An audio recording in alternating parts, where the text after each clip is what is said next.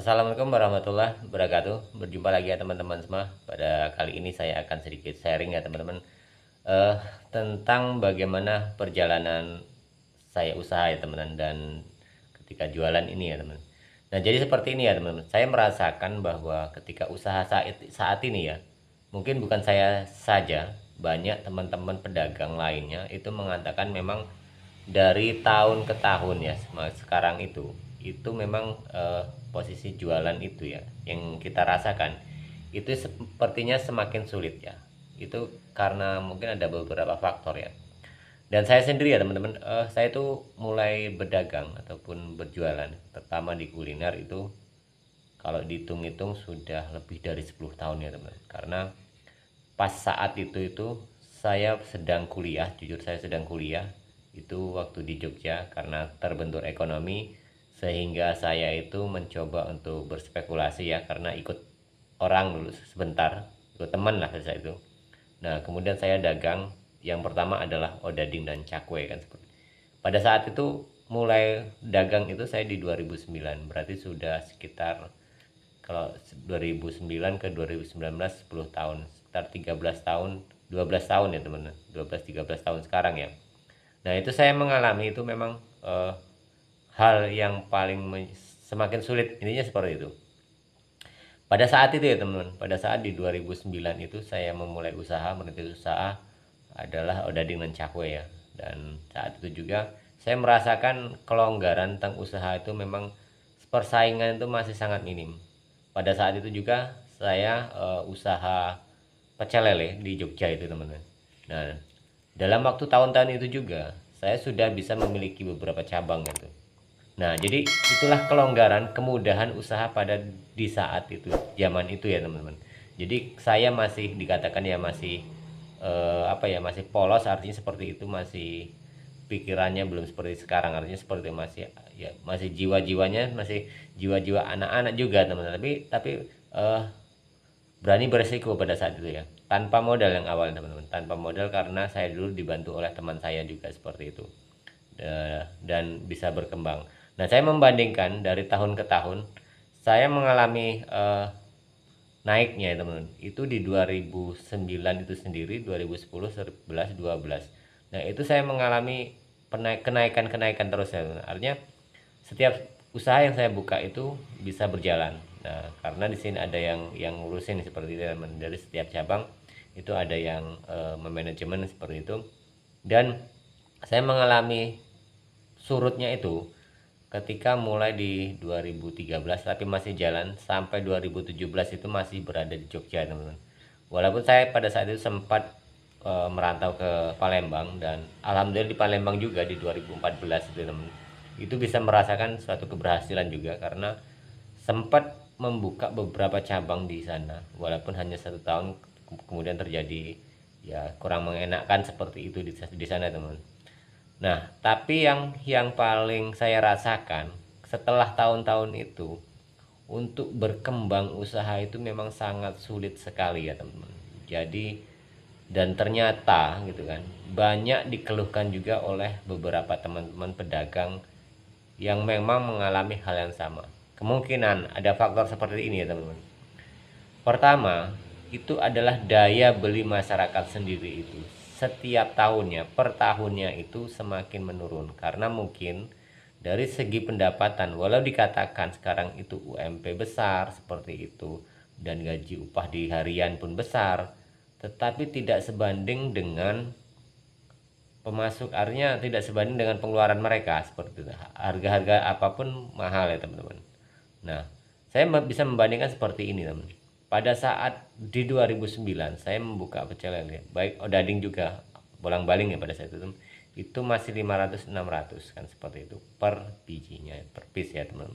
Nah, kalau pecel lele pada saat itu, lele itu ya teman, sama nasi pada satu porsi zaman segitu saya masih ingat benar adalah 5.000 6.000 sampai ke 8.000. Di 2017 itu sampai mendekati 9.000 kan, seperti itu. Semakin naik kan, seperti itu. Nah, itu ya teman-teman, yang menjadikan kita itu bisa tumbuh pada saat itu. Tapi sebanding kecil pendapatan mereka, tapi sebanding. Nah, sekarang mereka itu sepertinya punya penghasilan besar, tetapi ya pengeluarannya besar karena apa-apa segalanya memang dengan uang beli ya teman-teman, seperti itu, apalagi di perkotaan seperti itu. Yang kedua kemudian teman-teman, semakin sulitnya pekerjaan, lapangan pekerjaan, mungkin itu yang menjadi faktor ya teman-teman, menjadi faktor sulitnya lapangan pekerjaan, sehingga banyak sekali orang itu ingin usaha sendiri. Jadi tak terkecuali ya mereka ingin dagang apa saja. Yang paling mudah itu adalah kuliner teman-teman. Kita bisa melihat gitu kan, banyak sekali aneka ragamnya kuliner, kadang-kadang melejit dalam satu musim, berganti lagi ada yang viral seperti itu, dan itu banyak sekali yang ditiru kan seperti itu, dan itu seringkali terjadi seperti itu ya. Dan kita yang sebagai pedagang-pedagang apa ya, khas makanan-makanan biasa yang dikenal masyarakat itu ya bisa bertahan seperti ini. Nah itu faktornya ya teman-teman, faktor dari sulitnya lapangan pekerjaan kemungkinan banyak, sehingga bahkan teman-teman yang awalnya bekerja itu akhirnya memutuskan untuk usaha kuliner itu sendiri.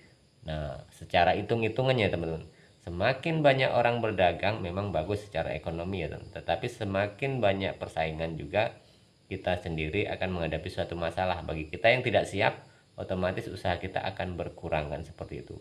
Nah itu faktor yang kedua teman-teman. Yang ketiga teman-teman, sekarang orang-orang itu semakin pintar, apalagi kalau di kota-kota, terutama yang punya kontrakan seperti itu ya, yang punya lahan itu seperti itu menjadikan suatu kesempatan juga. Dulu zaman saya, waktu saya masih apa ya teman-teman, pertama-tama dulu itu nyewa halaman ya, halaman rumah apa seperti itu, kita buat stand kan seperti itu masih sangat murah, paling sekitar 150.000 per bulan kan seperti itu. Kemudian 200, naik 300. Nah sekarang teman-teman rata-rata mungkin ke 500.000 seperti itu. Kalau di Jawa mungkin teman, mungkin 400, 500 bahkan lebih. Nah kalau di Kalimantan sendiri teman, berapa nyewa halaman rumah ataupun emperan depan rumah ataupun trotoar sekalian yang di depannya itu ada rumah, kalau bagi pedagang kaki lima seperti kita itu adalah 1 juta seperti itu kalau di Kalimantan teman. Nah itu sendiri akan mengurangi kos kita, artinya pengeluaran kita. Nah sedangkan pendapatan kita dihitung itu sepertinya besar, tetapi secara kalkulatifnya akhirnya akan sangat berkurang, sehingga usaha ini dikatakan semakin menurun karena kita sudah lihat tadi teman-teman, besar sepertinya pendapatan, oh ini hari ini dapat 500.000 seperti itu kan, ternyata di kalkulasi hasilnya minim. Beda dengan yang dulu seperti itu, 500.000 dulu itu beda dengan 500.000 sekarang ya teman-teman, otomatis itu kan sangat berbeda sekali ya.